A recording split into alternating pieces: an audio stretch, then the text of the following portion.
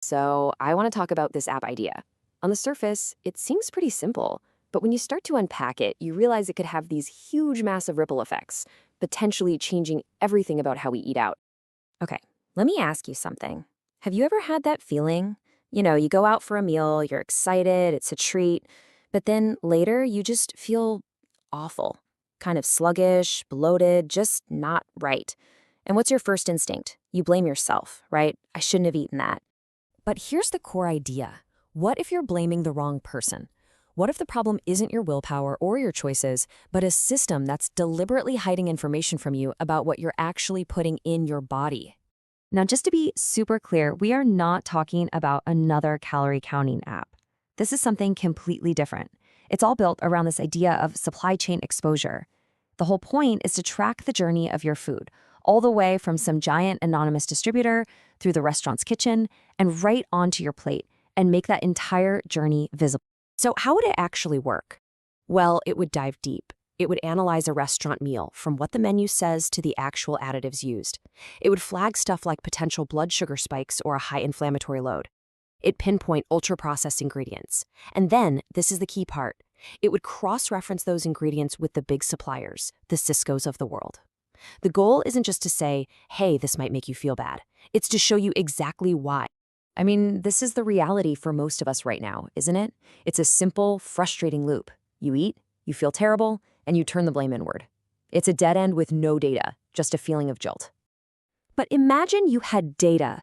The entire narrative just flips. It's not a vague feeling anymore. It's a clear cause and effect story.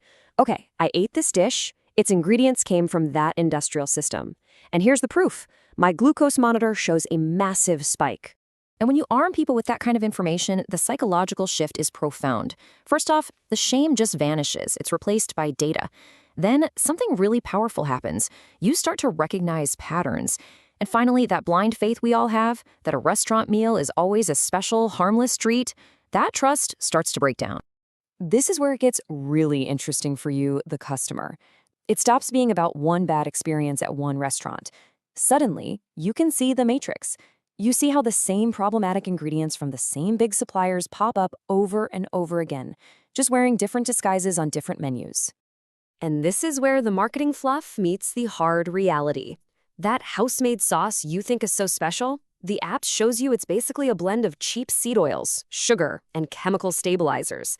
That crispy chicken, it might be pumped full of solutions and then fried in oil that's been used way too many times. And my favorite, the healthy salad option, it could just be a pre-made kit from a distributor like Cisco, just dressed up to look like real food. Okay, so let's pivot for a second, because this whole idea isn't really about creating a moral crusade or shaming restaurants. The real, and I mean real, engine for change here is much simpler. It's just economics. So how does that economic pressure actually start to build? Well, it's a pretty straightforward chain reaction. Step 1. Informed customers start sharing their data and their experiences. Step 2. The word healthy stops being this fluffy marketing buzzword and turns into a hard, measurable metric for keeping customers. And that leads to Step 3.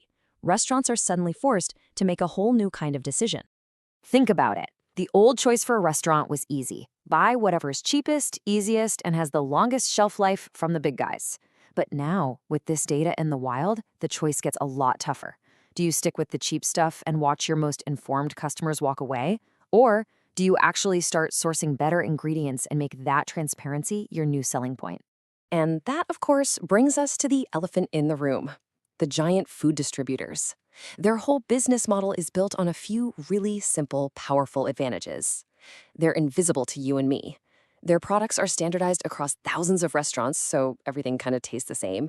And they're so huge, so ubiquitous, that they seem completely unavoidable. This is it. This is the existential threat.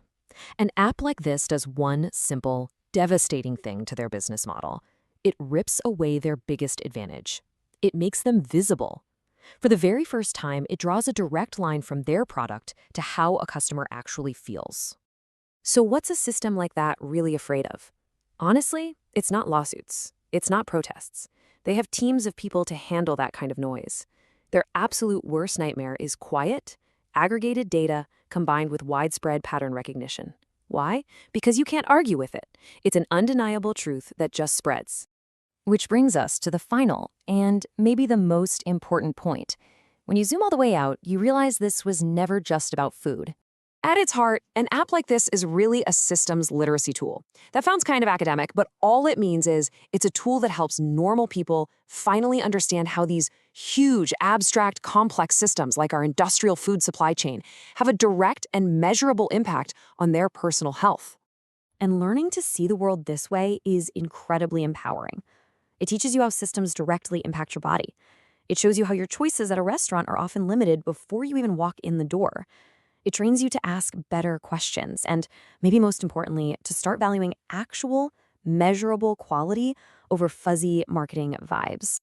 You can practically map out how this would unfold. Today, everyone would just ignore it.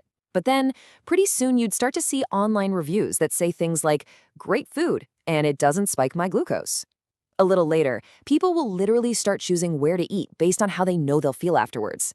And in the future, the word healthy might finally stop being a marketing gimmick and start meaning something real, something measurably survivable. And that's really the final thought here. This isn't about jumping on the next diet trend. It's not loud, it's not flashy. It's the kind of quiet, powerful idea, backed by data, that could completely reshape an entire market from the ground up, all while everyone else is busy arguing about the latest fad. Something to think about for sure.